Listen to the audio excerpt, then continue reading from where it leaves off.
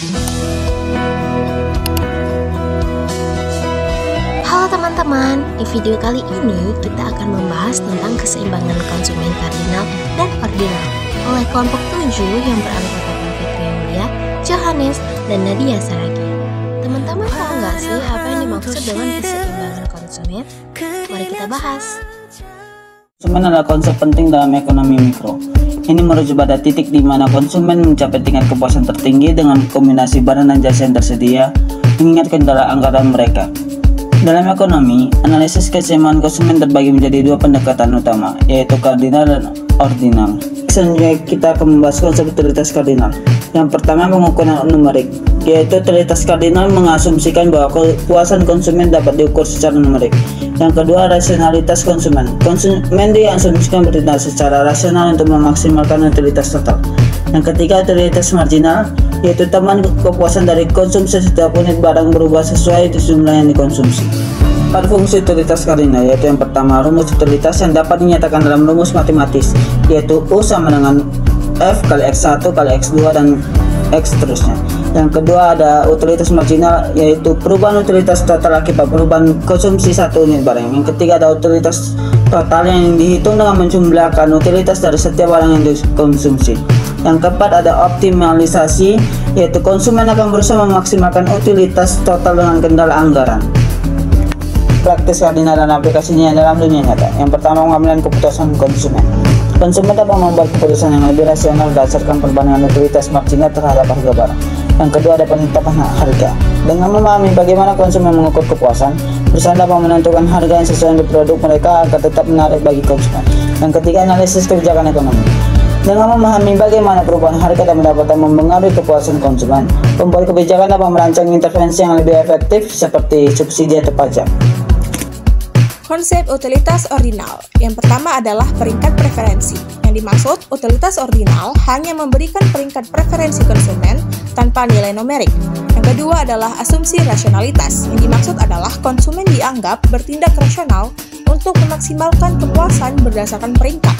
Yang ketiga, konsistensi preferensi. Yang dimaksud preferensi konsumen harus konsisten dan stabil dan tidak berubah-ubah. Selanjutnya adalah kurva indiferent. Definisi, kurva indiferent menggambarkan kombinasi barang yang memberikan utilitas atau kepuasan yang sama bagi konsumen. Yang kedua, sifatnya, kurva indiferent cembung ke asal, semakin jauh dari asal menunjukkan utilitas yang semakin tinggi. Yang ketiga adalah perilaku konsumen. Konsumen akan memilih kombinasi barang yang terletak pada kurva indiferent tertinggi yang dapat dijangkau. Lalu ada konsep keseimbangan konsumen ordinal.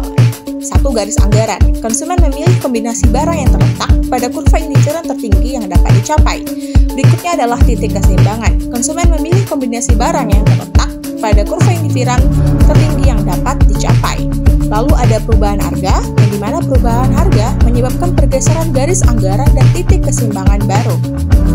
Lalu selanjutnya itu adalah implikasi praktis ordinal dan aplikasi dalam dunia nyata. Yang pertama ada garis-garis anggaran. Yang dimaksud di sini adalah pendekatan ordinal membantu memahami bagaimana konsumen membuat keputusan pembelian berdasarkan preferensi mereka. Lalu kedua ada pemasaran. Yang dimaksud adalah pendekatan ini membantu perusahaan untuk memahami preferensi konsumen dan mengembangkan strategi pemasaran yang efektif.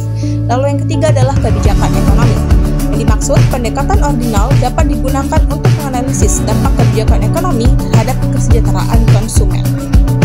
Dalam analisis kardinal terdapat keunggulan dan keterbatasannya juga nih. Yang pertama, keunggulannya itu memberikan analisis yang lebih rinci dan matematis. Sedangkan keterbatasannya yaitu mengasumsikan pengukuran utilitas secara numerik sulit dipenuhi. Sedangkan dalam analisis ordinal, adapun keunggulannya yaitu lebih realistis dan sesuai dengan perilaku konsumen. Namun, terdapat keterbatasan yaitu analisis kurang rinci dan hanya memberikan peringkat preferensi saja. Di sini juga dapat kita lihat perbedaan keseimbangan konsumen kardinal dan ordinal. Secara pengukuran utilitas, analisis kardinal menggunakan pengukuran secara numerik dan ordinal menggunakan pengukuran secara peringkat.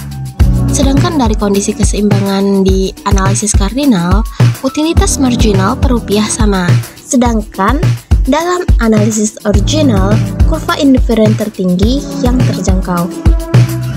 Terakhir, secara aplikasi, analisis kardinal berguna untuk menganalisis secara rinci. Namun, analisis ordinal lebih sesuai untuk analisis umum. Baik, berdasarkan pembahasan kita pada video kali ini, dapat kita tarik kesimpulan bahwa keseimbangan konsumen adalah konsep penting dalam ekonomi mikro yang menggambarkan cara konsumen memaksimalkan kepuasan dengan keterbatasan anggaran. Pendekatan kardinal mengukur kepuasan secara numerik, sementara ordinal berfokus pada peringkat preferensi tanpa angka spesifik. Kardinal juga memberikan analisis rinci dan matematis, sedangkan ordinal lebih realistis sesuai perilaku konsumen sehari-hari. Pemahaman terhadap kedua pendekatan ini membantu pengambilan keputusan yang lebih rasional, mendukung strategi pemasaran, penetapan harga, dan kebijakan ekonomi untuk meningkatkan kesejahteraan konsumen.